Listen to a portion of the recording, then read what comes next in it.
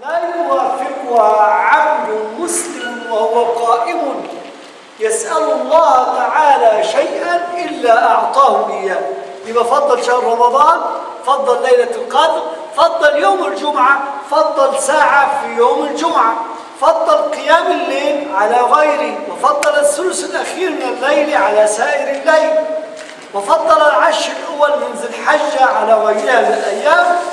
هذا التفضيل له تقرير، هذا تفضيل ديني ليس له علاقة بالمناخ ولا بالحر ولا بالبرد. هذا تفضيل فضل من الله سبحانه وتعالى، ونحن في هذا الوقت في أيام الفضل التي فضلها الله سبحانه وتعالى.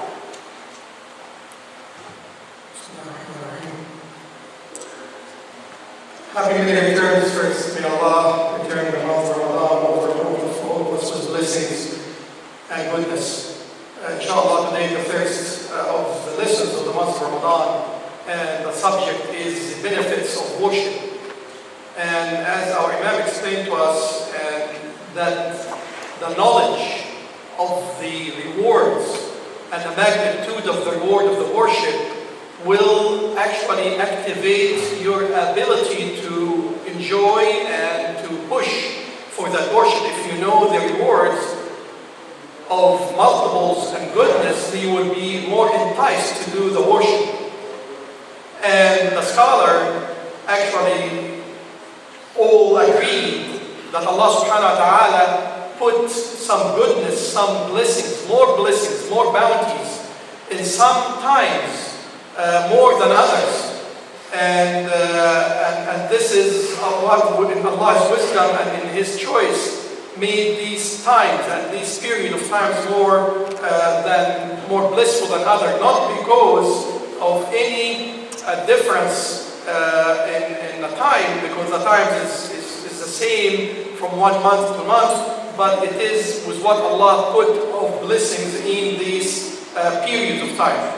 So Allah subhanahu wa ta'ala put more goodness and preferred the months of Ramadan over other months of the year, and made the night of power more worthy of 1,000 a month, and chose the day of Friday to be the best day that the sun risen in, and the master of the whole days of the week. So the best day of the week is Friday, as the Prophet Muhammad said, what can be translated among the best of your days is the day of Friday. So increase sending your regards to me, as your regards and your blessings are actually been presented to me. And also the Prophet Muhammad said that in the day of Jum'ah, an hour that a Muslim would meet while he's praying and supplicating, unless his supplication and his prayer are accepted. So that's another blessing in the day of Friday, is just an extra hour. And also Allah subhanahu wa ta'ala preferred worshipping at night in more than any other day, other time of the day, and especially in the last third of the night.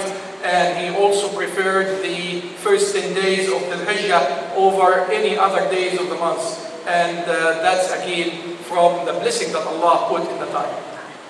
الإمام العز بن عبد السلام بيعرفنا أن هذا التفضيل راجع إلى فضل الله سبحانه وتعالى على عباده. الله بيعطينا منحة، بيعطينا فرصة، بيعطينا نفحة في الدهر علشان نتقرب إليه وننتهز فرصة هذه النفحة. عشان كده أنا بالمناسبة عاوز أقول لك ما تخليش حد يثبطك ويقول لك أنت بقى جه رمضان ولبست لي الجلابية البيضاء واشتريت لي السبحة ورحت المسجد. ده فضل من الله سبحانه وتعالى إنك تكون أحد الناس اللي استجابوا لمنادي رمضان لما قال يا باغي الخير أقبل. الحمد لله إنك سمعت هذا المنادي بأذن قلبك الواعية فاستجبت له.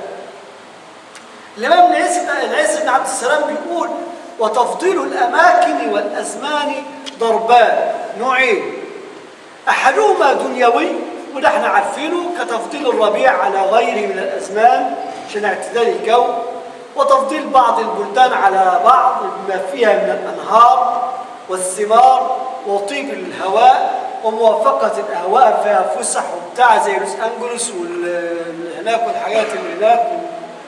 يعني هذه التفضيلات تفضيلات دنيوية.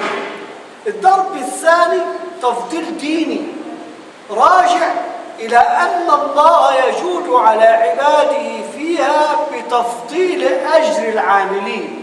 يعني نوع من التميز والفضل من الله سبحانه وتعالى يميز به الزمان حتى يزيد في أجري وأجرك. ربنا عاوز يزيدنا أجرا وفضلا من عندي فيمنحنا هذه الأوقات. قال كتفضيل صوم رمضان على صوم سائر الشهور، وكذلك يوم عاشوراء وعشر ذي الحجة ويوم الاثنين والخميس وشعبان وستة أيام من شوال، ففضلها راجع إلى جود الله وإحسانه إلى عباده. فضلها راجع ليه؟ تفضيل الديني راجع إلى فضل الله تعالى وجوده على عباده وإحسانه إليه. وكذلك فضل الثلث الأخير من كل ليلة، وفضلها راجع إلى الله يعطي فيها من إجابة الدعوات والمغفرة وإعطاء السؤال ونيل المأمول ما لا يعطيه في الثلثين الأولين من الليل. يبقى هو المولى سبحانه وتعالى بجوده وإحسانه منحنا هذه الأوقات. وإحنا عشان من ناحية التفضيل ده حظ الشهر اللي إحنا فيه عظيم وكبير. حظ رمضان من هذه القسمة كبير، حيث اختص هذا الشهر عن غيره من الشهور بجملة من الخصائص. وإحنا في حديث هذه الخصائص إن شاء الله سنتحدث في دروس رمضان لهذا العام عن خصائص شهر رمضان، حيث خص الصوم من بين سائر العبادات بالله تعالى إضافة تشريف وتعظيم تليق بشرف وعظمة من خصه بذلك سبحانه وتعالى. And to confirm this blessing that Allah subhanahu wa ta'ala put in certain times, Imam Mahmoud talked about the preference of the time, certain time over other, and certain places over others, that they have two kind of benefits. And these benefits actually from the blessing of Allah subhanahu wa ta'ala and bounties over His servant. And this is to put us in that position to receive the goodness, to receive the bounties. As Allah subhanahu wa ta'ala put the blessing in the month of Ramadan, and the Prophet said that the caller will come to say, you who would like to have goodness, come. So there is an invitation for us. And in this time, and definitely everyone will respond in a different way and a different energy. But the blessing and the bounties are in multiple and are available to everyone. And the benefits of these special times, again, are two kinds. One is a benefit in this earth, as Allah subhanahu wa ta'ala preferred the time of spring, for example, over other time of the year, because of this nice weather and the goodness, and also preferred some places over others with more gardens, more areas of enjoyment and scenery than others. The second benefits of these bounties of choosing certain times and certain places are a benefit, a religious benefit, that go back again to the multiples of rewards that Allah subhanahu wa ta'ala gives to those who work and worship in these special times. Like again, referring the month of Ramadan over any other month of the year, is the day of Ashura, the 10 days, the first 10 days of the Hijjah, and the day of Monday and Thursday, and the month of Shaaban, and the first 6 days of Shawwal. All these are blessings, extra blessings from Allah subhanahu wa ta'ala for whoever would like to use it. And the same thing of the last third of the night. If you supplicate and if you wake up to supplicate and to pray to Allah, may that last third of the night is better than the other 2/3. So this is, and again, extra blessing from Allah. And in the month of Ramadan, there is more blessing for that particular month in its days and hours, as Allah subhanahu wa ta'ala chose it and make it more special with a lot of blessing, of special blessings that we will discuss.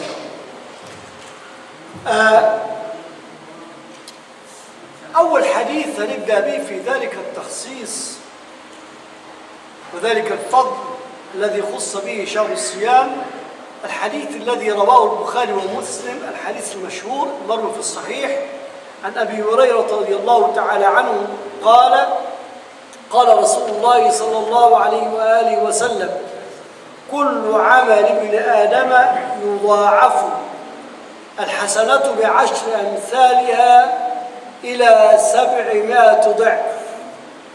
قال الله تعالى: إلا الصوم فإنه لي وأنا أجزي به، يدع شهوته وطعامه من أجلي، للصائم فرحتان، فرحة عند فطره وفرحة عند لقاء ربه، ولخلوف لرائحة فم الصائم أطيب عند الله. ولازم خلي بالكم، خلي بالك من حكاية عند الله دي، احنا هنشرحها يعني. أطيب عند الله من ريح المسك، والصيام جنة. وإذا كان يوم صوم أحدكم فلا يرفث ولا يصخب، فإن سابه أحد أو قاتله فليقل إني امرؤ صائم. في هذا الحديث الشريف إخواني وأخواتي، سيدنا النبي صلى الله عليه وآله وسلم أخبرنا أن كل عمل صالح لابن آدم يضاعف ثوابه فضلا من الله سبحانه وتعالى. هذه المضاعفة فضل من الله سبحانه وتعالى. الحسنة بعشر أمثالها، لقوله تعالى: من جاء بالحسنات فله 10 أمثالها. لكن هذا أقل المضاعفة، عشان تعرف فضل ربنا علينا قد إيه عظيم. هذا أقل المضاعفة من 1 ل10. هذه الحسنة ب10 لأقل المضاعفة، وقد يزاد، لكن قد يزاد إلى 700 ضعف، بل إلى أضعاف كثيرة لا يعلم مداها إلا الله سبحانه وتعالى، كما جاء في القرآن: من ذا الذي يقرض الله قرضا حسنا فيضاعفه له أضعافا كثيرة والله يقبض ويبسط وإليه ترجعون. وفي قوله تعالى: والله يضاعف لمن يشاء، مثل الذين ينفقون أموالهم في سبيل الله كمثل حبة أنبتت 7 سنابل، في آخرها: والله يضاعف لمن يشاء. ثم أخبر النبي المصطفى عن رب العزة سبحانه وتعالى في ثواب الصيام خبرا خاصا. وهنا العلماء بيقولوا كأن النبي صلى الله عليه وسلم سرد الكلام سردا من مواعظه هو، فجاء جبريل لما قال: كل عمل ابن آدم يضاعف الحسنة ب10 أمثالها، كأن سيدنا جبريل جه قال له: خلي بالك رب العزة بيقول لك إلا الصوم فإنه لي وأنا أجزي به. عشان كده هذا الحديث جزء نبوي وجزء قدسي. في كل جزء نبوي من النبي صلى الله عليه وسلم ابتدأه، وجزء قدسي من الله سبحانه وتعالى. فقالوا كأنه حصل كده إن سيدنا جبريل نزل بوحي على رسول الله وهو في مجلس وعظه يقول للناس: كل عمل ابن آدم يضاعف. جاءه جبريل فقال: يقول الله لك إلا الصوم فإنه لي وأنا أجزي به. وهذا تشريف زائد مما ذكره العلماء في فضل هذا. عشان كده سيدنا النبي أخبر عن رب العزة سبحانه في ثواب الصيام خبر خاص انتقل بالحديث. قال الله تعالى: إلا الصوم فإنه لي وأنا أجزي به. الأمر الذي يعني يا إخواني وأخواتي أن ثواب الصيام لا يقادر قدره ولا يحصي حصره إلا الله. يعني أنت الأيام دي في أيام ما يعرفش مدى ثوابها وقدرها إلا الله سبحانه وتعالى. تخيل أنت أين تكون في هذه المنافسة. مفتوح ما أمامك مائدة كما تكلمنا في الأسبوع الماضي، سوق مرابح ملآن بالمرابح العظيمة، واللي فتح لك هذا السوق هو المولى سبحانه وتعالى. تروح أنت فين بقى؟ أي سوق تاني تنتقل إليه. هذا لاشتمال الشارع على خصوصيات لا توجد في غيره، ولذلك يتولى مولانا سبحانه وتعالى جزاء الصائمين بنفسه، ولا يكل ذلك إلى ملائكة قدسه. وعشان كده إبراهيم النخعي تلميذ الحبر بن مسعود كان يقول عشان تفاوت الثواب وزيادة الأجر في رمضان، كان يقول تسبيحة في رمضان خير من 1000 تسبيحة فيما سواه. يعني أنت عشان تقول سبحان الله في شوال، سبحان الله في رمضان تفرق في أعين العلماء من الصحابة والتابعين ب1000 تسبيحة في شوال، ب1000 تسبيحة في أي شهر آخر غير شهر رمضان. تسبيحة في رمضان خير من 1000 تسبيحة فيما سواه. ولتفاوت الثواب وزيادة الأجر جاءت الأحاديث عن سيدنا النبي صلى الله عليه وسلم تذكر لنا أن الأعمال تضاعف في رمضان ما لا تضاعف في غيره من شهور العام. And since Allah subhanahu wa ta'ala chose the month of Ramadan with more blessings and more bounties that honor the month, honor the time, and in return provide again to us all the blessings and all the chances of harvest these blessings. Among the ahadith, one of the ahadith that mentioned that area was narrated by Bukhari or Muslim on authority from Uriah bin Abdul Aziz with him, that he said that the Prophet Muhammad, peace be upon him, said what can be translated, all the deeds of the son of Adam will multiply with 10 multiple up to 700 multiple. Allah subhanahu wa ta'ala said, the Prophet said, what Allah subhanahu wa ta'ala said, except fasting, it is for me and I reward for it. My servant leave behind his desires, his sinful desires, and his food for my sake. Then Allah subhanahu wa ta'ala continues saying that for the fasting person is two happiness. One happiness when he breaks his fast, and the second happiness when he meets his Lord. And that the smell or the smell of the fasting person with Allah is more good than the smell of misk. And fasting is a protection.